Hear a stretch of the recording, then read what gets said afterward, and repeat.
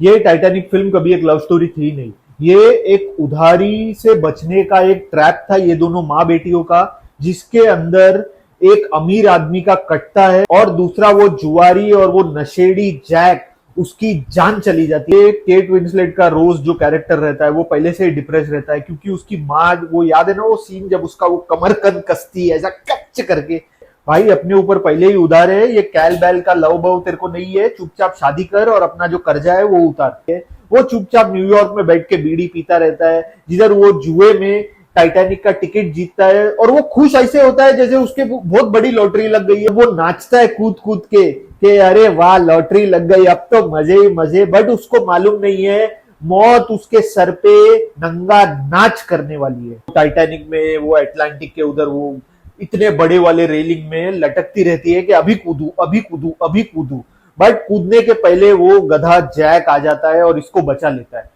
और जैसा गरीब आदमी के साथ होता है, उसको सच्चा प्यार बहुत जल्दी हो जाता है, उसको तभी से इसके अंदर एक इंटरेस्ट आ जाता है, एक प्यार जग जाता है।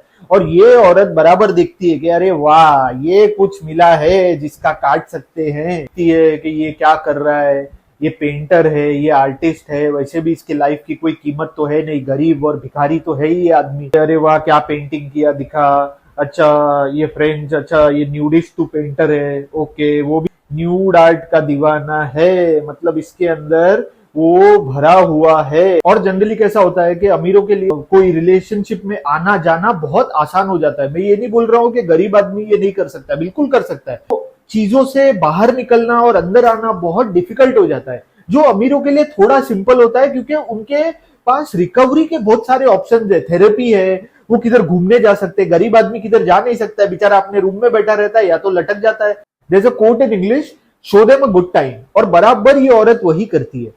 She shows him a very good time. उसके साथ वो एकदम जहाज के एकदम कोने पे जाके every time I see you पूरा एक गाना गाती है, जिधर वो लोग किस करते, उसके बाद वो उसको लेके जाती है। और ये जैक गरीब जुआरी आदमी, इसको लगता है मेरे को सच्चा प्यार हो गया है, वाओ कितना मस्त फीलिंग है। बट उसको मालूम नहीं है कि बकरे को हलाल होने से पहले खिलाया पिलाया जाता है। तो जब भी गरीब आदमी के लाइफ में, जुआरी आदमी के लाइफ में, भिखारी आदमी के लाइफ पे कोई उनको खिला रहा है, कोई उनको पिला रहा है, तो समझ जाना कि भगवान ने तुम्हारी फील्डिंग सेट कर दी है और अभी तुम्हारे उसको अपने बड़े वाले लाइफस्टाइल, जो अमीरों की लाइफस्टाइल होती है वो दिखाती है। और ये गरीब भिखारी आदमी ये खुश हो जाता है। न्यूयॉर्क में वो सड़ियल जो गली के वो हिप्पी और गरीब और भिखारी लोग जो घूमते हैं उधर, होमलेस जिनको बोलते हैं, दीक्षा और भीख मांग के खाया रहता है 30 साल तक। तो उसको जब पहली बार ये अमीर की लाइफस्टाइल दिखती है तो उसकी आंखें ऐसी फट जाती है कि अरे बाप रे ऐसा भी होता है। मैनिपुलेटर्स जो होते हैं वो कैसे अपने बॉडी का यूज करते हैं, ये भी वही करती है। Draw me like your French girl, वो न्यूड होके आ जाती है उसके सामने और वो बैठ के उसका पेंटिंग निकालता है। और पेंटिंग के बाद कोई पूजा अर्चना तो वो करने नहीं वाला है।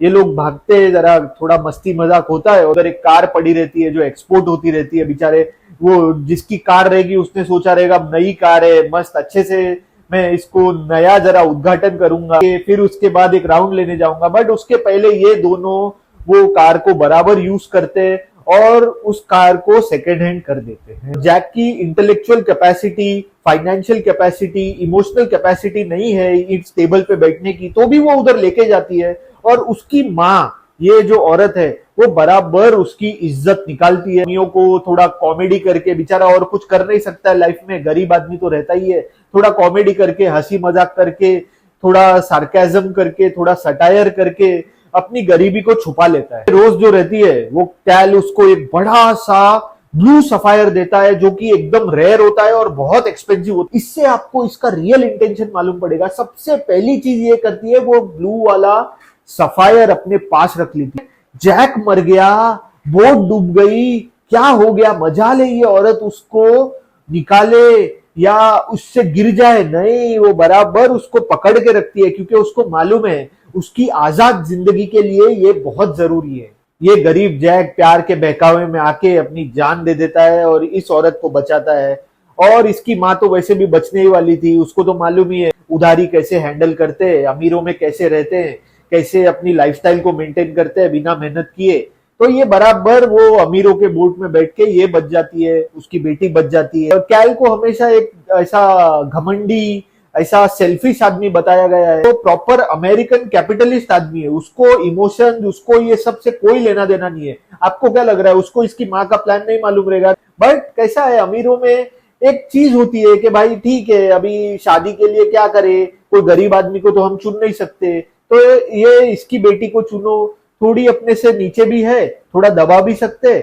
वो बराबर दोनों साइड से खेलता है। और इसमें ये गलती क्या करता है कि वो ब्लू सफायर उसको दे देता। वो जब जहाज डूब जाता है, दूसरे दिन ये लोग वो स्टैच्यू ऑफ लिबर्टी के पास बैठे रहते हैं और सब ढूंढते रहते हैं उनको कि किधर है किधर है।